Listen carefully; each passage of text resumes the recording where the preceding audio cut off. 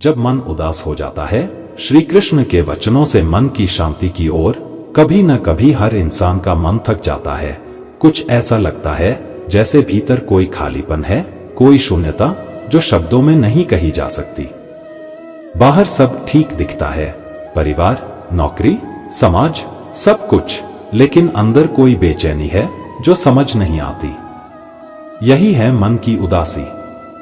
श्री कृष्ण कहते हैं, हे अर्जुन, जब मन उदास हो जाए तो उसे भागने मत दो, उसे पहचानो, क्योंकि वही तुम्हें तुम्हारे असली स्वरूप तक ले जाएगा।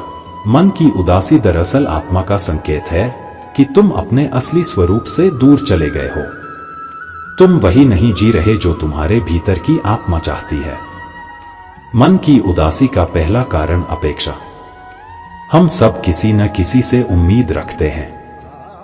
लोग हमसे वैसा व्यवहार करें जैसा हम सोचते हैं, जीवन वैसा हो जैसा हमने चाहा है। परंतु जब वास्तविकता हमारी कल्पना से टकराती है तो भीतर एक टूटन पैदा होती है। कृष्ण कहते हैं, अपेक्षा मनुष्य को दुख देती है, और जो अपेक्षा छोड़ देता है वही आनंद में स्थित होता है। इसलिए जब मन उदास हो तो खुद से पूछो, क्या मैं किसी चीज या व्यक्ति से उम्मीद बांधे बैठा हूं? क्या मैं जीवन को अपने हिसाब से चलाना चाहता हूं? अगर हां, तो जान लो, जितनी उम्मीदें बढ़ाओगे उतना मन उलझेगा। दूसरा कारण, तुलना। आज के समय में उदासी का सबसे बड़ा कारण है तुलना। हम अपने जीवन की तुलना दूसरों से करते हैं। उनका घर, उनकी गाड़ी, उनकी सफलता, उनका जीवन। लेकिन श्री कृष्ण का संदेश है, स्वधर्मे निधन श्रेय परधर्मो भयावह। अपने धर्म में मरना भी श्रेष्ठ है, पराये धर्म का पालन भय लाता है। इसका अर्थ है, हर व्यक्ति की राह अलग है, उसका कर्म अलग है, उसका भाग्य अलग है। अगर तुम दूसरे की राह पर चलोगे तो अपना मार्ग खो दोगे। तुलना की आग में जलता मन कभी शांत नहीं रह सकता। तीसरा कारण, असफलता का भय। जब हमें लगता है कि हम असफल हो रहे हैं, जब दुनिया हमारी कोशिशों को नहीं देखती, तब मन भीतर से बुझने लगता है। पर श्री कृष्ण कहते हैं, कर्मण्येवाधिकारस्ते मा फलेषु कदाचन। तेरा अधिकार केवल कर्म करने में है, फल में नहीं। अर्थात कर्म करते रहो, परिणाम का बोझ अपने सिर पर मत रखो। परिणाम तो ईश्वर की जिम्मेदारी है।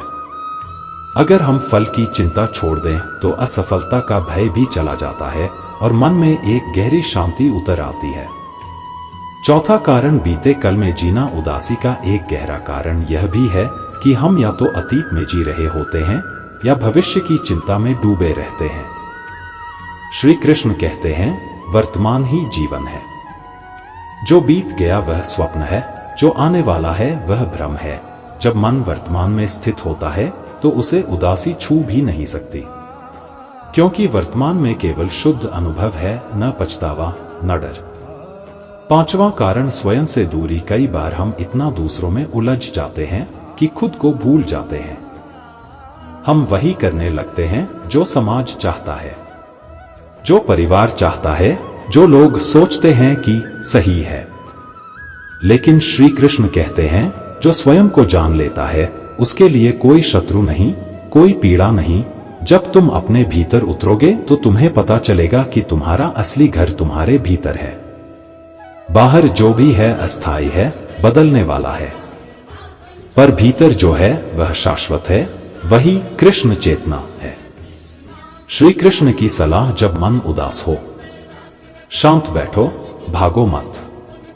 अपने मन को सुनो, क्या कह रहा है वह तुम्हें तुम्हारे भीतर ले जाना चाहता है। नाम जपो, हरे कृष्ण कृष्ण कृष्ण हरे हरे। यह जप मन की परतों से उदासी को खींच लेता है। किसी की मदद करो। जब हम किसी और के दुख को कम करते हैं, हमारा अपना दुख हल्का हो जाता है। प्रकृति में जाओ, वृंदावन की हवा में कृष्ण की मुस्कान बहती है। वही हवा हर जगह है, बस महसूस करने की जरूरत है। अपने कर्म को ईश्वर को समर्पित करो। जब कर्म पूजा बन जाता है तब परिणाम चिंता नहीं, आनंद बन जाता है।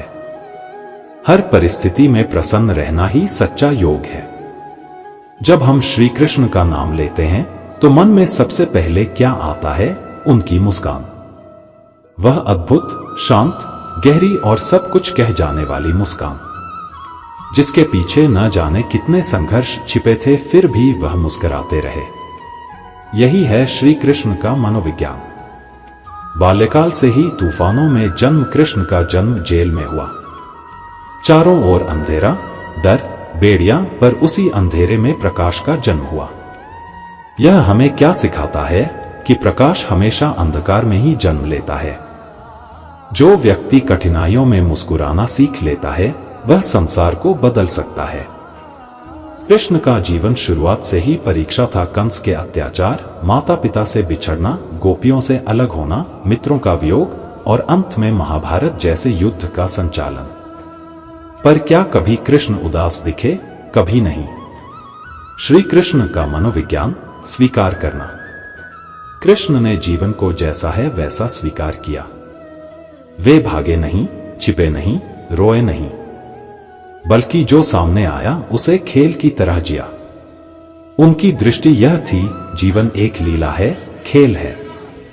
जो हुआ वह भी ईश्वर की इच्छा थी, जो हो रहा है वह भी उसकी योजना है, और जो होगा वह भी उसी का हिस्सा होगा। जब यह समझ भीतर उतर जाती है तो मन की उदासी खुद ही मिट जाती है, क्योंकि अब तुम परिस्थितियों से नहीं, उनके अर्थ से जुड़ते हो। वृंदावन की हंसी और मथुरा की जिम्मेदारी। कृष्ण ने दो जीवन जिए। वृंदावन का कृष्ण जो नाचता, गाता, बांसुरी बजाता है, और मथुरा का कृष्ण जो युद्ध, राजनीति और राज्य चलाता है। यह विरोधाभास नहीं है, यह संतुलन है।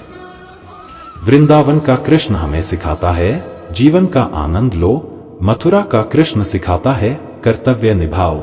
अगर हम केवल आनंद चाहते हैं तो हम जिम्मेदार नहीं बन सकते, और अगर केवल कर्तव्य में डूब जाएं तो आनंद खो देते हैं।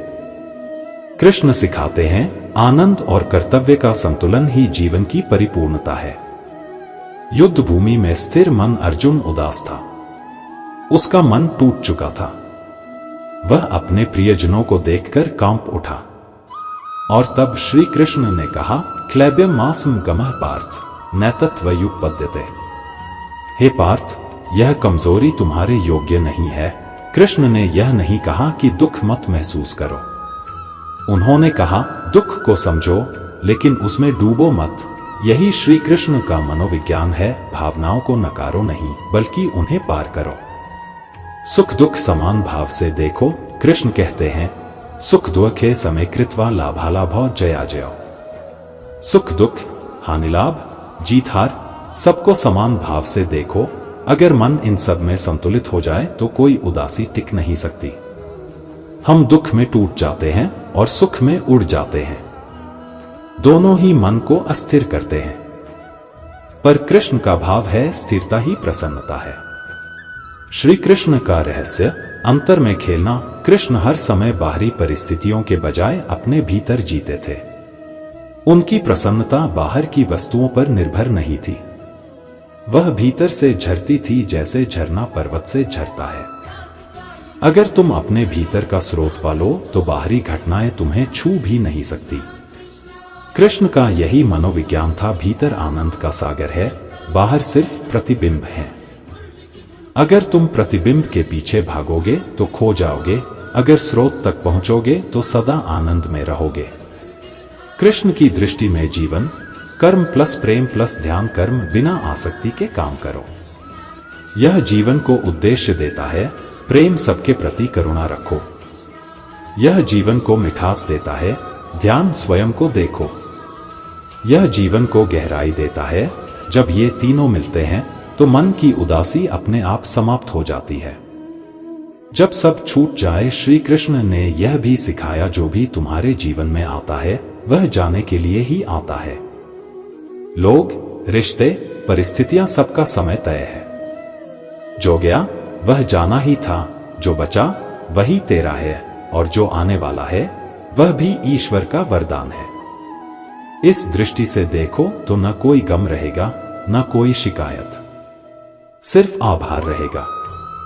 श्री कृष्ण का मनोवैज्ञानिक सूत्र, मन को नियंत्रित करने का अर्थ उसे दबाना नहीं, बल्कि दिशा देना है। मन एक बच्चा है, अगर उसे प्यार से संभालो तो वह खेलता रहेगा, अगर उसे दबाओ तो वह विद्रोही बन जाएगा। कृष्ण सिखाते हैं, मन को ध्यान की दिशा दो, भक्ति की धारा में बहने दो।